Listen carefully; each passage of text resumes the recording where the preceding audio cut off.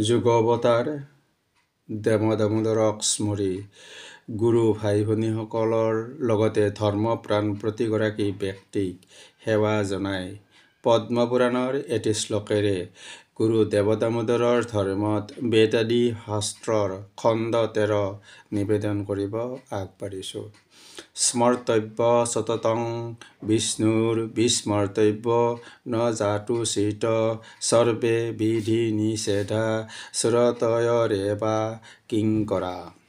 পৃথিৱীত মহৎ কাৰ্যসাধন সাধনাৰে নৱদিক দৰ্শনৰ উন্মেষ কৰা গৰাকী দেৱদূত বা ভগৱানৰ অংশস্বৰূপ। যিসকল মানৱে সেৱা ভক্তি সাধনাৰে ঈশ্বৰক লাভ কৰে বা ঈশ্বৰত্ব প্ৰাপ্ত হয়, তেওঁ বিষ্ণুৰ সান্নিধ্যত বিষ্ণুলোকত স্থান পায়। কঠোৰ শ্ৰমৰ যেনেদৰে বিকল্প নাই, তেনেদৰে নেৰানেপেৰা সাধনা অবিহনে ঈশ্বৰক নিজৰ কৰি ল'ব নোৱাৰি। চলমেট বা আত্মৰ সহযোগী অথবা আত্মাৰ প্ৰতি আত্মাৰ আকৰ্ষণ থকা আত্মাই ঈশ্বৰক মিনতি কৰাৰ অন্তৰত আজ্ঞাপ্ৰাপ্ত মানৱ ৰূপে জন্ম ল'লে ইজনে আনজনৰ পৰিপূৰক হয়।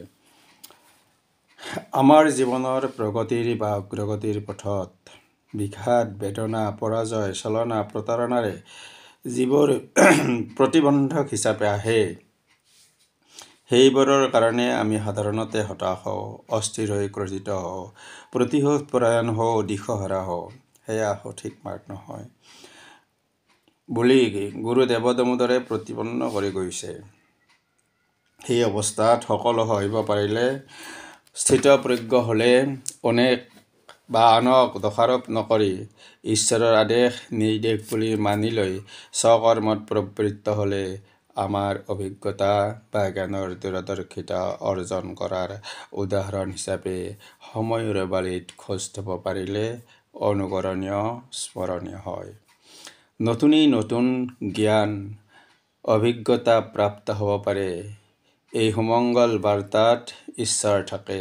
আনহাতে এনেধৰণৰ কাৰ্য পৰ্যবেক্ষণৰ পৰা হোৱা বোধ বা জ্ঞানত ঈশ্বৰক পোৱা সম্ভৱ হয়। আমাৰ জীৱনতো এনেকৈয়ে দুখ কষ্টৰ মাধ্যমত ঈশ্বৰৰ ওচৰত পৰীক্ষা দিব লগা হয়। কৰ্মফল এনেকৈয়ে পোৱা যায়। আকৌ প্ৰতাৰক ছলনাময় ফাঁকিত মত্ত হৈ থকা সকলে কৰ্ম অনুযায়ী ফল ভোগ কৰে, যি বাস্তৱত পৰিদৃশ্যমান। ৰজা পৰীক্ষিত নাৰায়ণৰ দৰে যুধিষ্ঠিৰহেন ৰজাক গুৰু দামোদৰৰ বিপক্ষে সন্ন্যাসী কামেশ্বৰ আৰু দৈৱজ্ঞ শিৱৰে অভিযোগ বাৰ্তাৰে কৈছিল, দামোদৰ নামে আছে জনা পুৰুষ এক, বিশিষ্ট ব্ৰাহ্মণ কুলে উৎপত্তি ভৈলা। কামৰূপে বৰপেটা গ্ৰামে সত্ৰ কল্লা, তেহ এক শৰণ লগাইলা লোকক। শৰত কালৰ বোজা লোকে এৰিলে ক, আন দেৱতাৰ নাম নুশুনয় কাণে। ভাগৱত ধৰ্ম প্ৰৱৰ্তাইলা থানে থানে। এইদৰে দুয়োজনা সূচকে ৰজাক সূচাই কোৱাত ধোপধৰা পঠাই গুৰু দামোদৰক বাৰ্তা দিলে, যদি দেৱী পুজিবে পাৰিবে তুমি মনে, নাপাৰিলে যাইত লাগয় ৰাজস্থানে। তেতিয়া গুৰু দামোদৰে বলি দি দেৱী পূজা নকৰ বুলি ৰাজধানী বিজয়নগৰলৈ যাবলৈ প্ৰস্তুত হৈ গৈছিল। শুনি এক ৰাজদূত আমাৰ বচন, তিনিও লোকৰ যিটো লক্ষ্মী নাৰায়ণ। তাতপৰ আন কোন পাৰ বুজিবেক, বলিৰ লগত যদি কাটয় আমক। মোৰ গল ওপৰ বলিৰ গল তল, কাটা যদি আছয় তোহাৰ গাৱে বল। মহাপুৰুষ শ্ৰী শ্ৰী দামোদৰৰ উক্ত কথাই মনৰ দৃঢ়তা, ঈশ্বৰৰ বিশ্বাস আৰু ধৰ্মৰ বাণী, মত সাৰ তত্ত্বজ্ঞান বোধ শক্তি অচল অটল তথা শাস্ত্ৰবিদ বুলি প্ৰমাণ কৰা নাইনে? আমি পাওঁ যে গুৰুজনাই বিদ্যা শিক্ষা কৰা কালতেই ভাগৱতৰ দৰে মহাশাস্ত্ৰ, বেদ পুৰাণ আদিৰ নীতিজ্ঞানত বিদ্বান, জ্ঞানৱান, তত্ত্বদৰ্শী আৰু জনগণৰ কল্যাণকৰ চিন্তা চৰ্চা কাৰ্য কৰি কৰণৰ বিষয়ে ৰাজসভাত প্ৰতিপন্ন কৰি ৰাজৰোষৰ পৰা মুক্ত হৈছিল। এয়া ঐশ্বৰিক ধৈৰ্য, সাহস, ত্যাগ, জীৱনৰ স্পষ্টতা, আদৰ্শ, নীতি, দৰ্শন, ন্যায়শাস্ত্ৰত পাৰ্গতালী আৰু স্থিতিৰ পৰিচায়ক। তাৰ পিছতো ঈৰ্ষালু, অন্যায়কাৰী কামেশ্বৰ গিৰি আৰু শিৱবোৰে ৰজাক সূচাব এৰা নাছিল। দেৱদামোদৰক ৰাইজৰ লোকে গুৰু মানি শৰণ দীক্ষা লোৱা দেখি প্ৰায় লোক গুৰুজনাৰ অনুগত হোৱা বাবে দুই সূচকে ৰজাক সূচাই কৈছিল, তজু ৰাজ্য নগৰত আছে যতা প্ৰজা, চতুৰ্থ ভাগৰ ভাগ কৰায়ত্ত ৰজা। তিনি ভাগ লোক দামোদৰে বৈশ্য কইলা, হৰি সংকীৰ্তনে লোক বশ ভৰ্তি ভৈলা। কিনো তেজবন্ত বিপ্ৰ স্বগুণী মনে, অৰ্থাদিৰ বিশ্বাস এৰিলা সৰ্বজনে। তাহাংক হে আগেয়ে আনি কৰায়ে ভজন, আপুনিও হৈবা ৰজা তাহাৰ অধীন। তোমাৰ সন্নিকটে এতেক অত্যাচাৰ, জাতি যে অজাতি সবে ভৈলা একাকাৰ। এই কথা শুনি ৰজা পৰীক্ষিত নাৰায়ণে বিচাৰ বিবেচনা এৰি শাস্ত্ৰৰ যুক্তিপূৰ্ণ মত পৰিহাৰ কৰি গুৰু দেৱদামোদৰক ৰাজ্যৰ বাহিৰ কৰি দিয়ে। কিন্তু দেৱদামোদৰ গুৰু সোণকোহ নদী পাৰ হৈ বেহাৰ ৰাজ্যত উপনীত হোৱাত ৰজা লক্ষ্মীনাৰায়ণৰ ৰাজ্যত অনেক মংগলজনক কাৰ্য সমাধা হয়। আৰু গুৰু দেৱদামোদৰক নিচিনা নুবুজা ৰজা পৰীক্ষিত নাৰায়ণৰ ৰাজ্যত কি হ'ল শুনো আহক। যে সিদিনা দামোদৰ সোণকোষ ভৈলা বাৰ, আপদ সম্বিত চাপিলেক। শুনয় যবন আশে গল গবদশ দিশে, শুনি ৰজা মনে ভয়। এহি মতে জ্যেষ্ঠ কইলা আশাৰ যেবে আখিলা, ভূমিকম্প হৈলা বিপৰীত। একদিনে ৭ বাৰ ভূমিকম্প চমৎকাৰ, ৰজা প্ৰজা ভৈলা ভয়ভীত। ভৈলা গিৰ ৰোল শুনয় বাত বল, পৃথিৱী পৰ্বত তল বল। বসুমতী ফাট দিলা বালি জল নিকলিলা, মাগুৰ মাছ উঠিলা সকল। প্ৰজাগণ ভয় ভৈলা ভাই বন্ধু লগ লৈলা, বোলে বসুমতী উলটিব।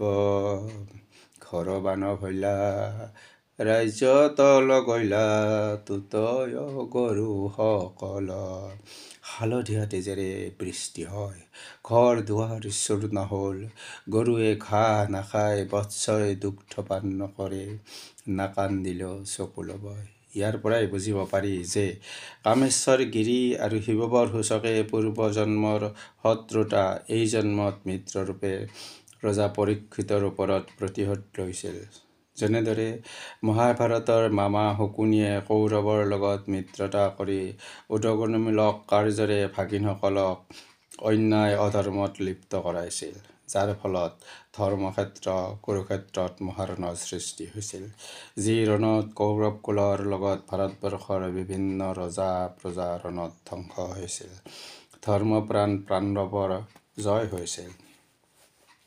আনহাতে পৰীক্ষিত নাৰায়ণে গুৰু দেৱদামোদৰক বিজয়নগৰৰ তথা ৰাজ্যৰ বাহিৰ কৰি দিয়া আদেশ শুনিয়ে ভকত শিষ্য সহকাৰে লক্ষ্মীনাৰায়ণৰ ৰাজ্য বেহাৰলৈ যাত্ৰা কৰিছিল। কাৰণ গুৰুৱে জানিছিল তেওঁ পৰীক্ষিত নাৰায়ণৰ ৰাজ্যত থাকিলে অবিচাৰ, অন্যায় আৰু ৰজা হৈও স্থিতিহীন সূচকৰ কথা ধৰি ভগৱানৰ ওচৰত সত্য সংস্কৃতিৰ লগত যি অপৰাধমূলক কাৰ্যত লিপ্ত হৈছিল তাৰ প্ৰতিফলন নাপাব।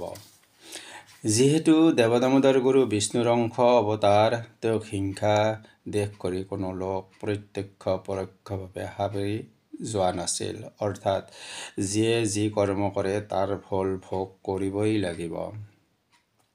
সহনশীলতাক দুৰ্বল বুলি ভাবিব নালাগে, কাৰণ সহনশীলতাত ঈশ্বৰ থাকে, ঈশ্বৰৰ বিচাৰ থাকে।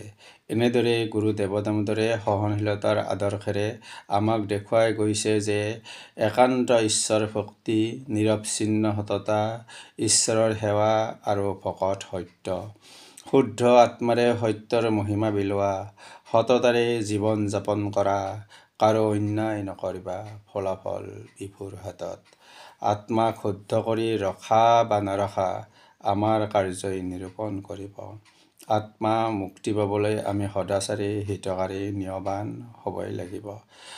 সৎ, গুণী আৰু ধাৰ্মিকৰ জীৱন সাৰ্থক, এয়া গুৰু দামোদৰৰ আদৰ্শ।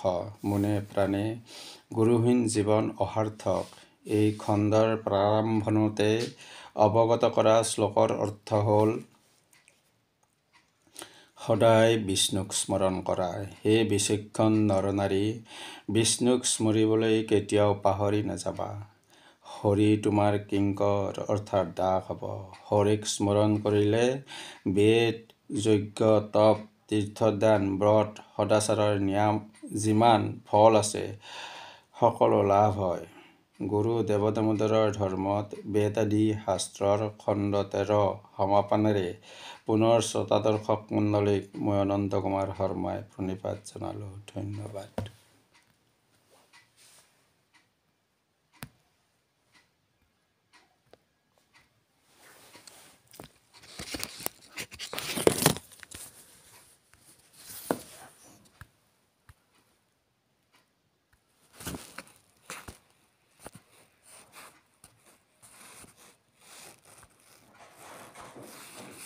আৰে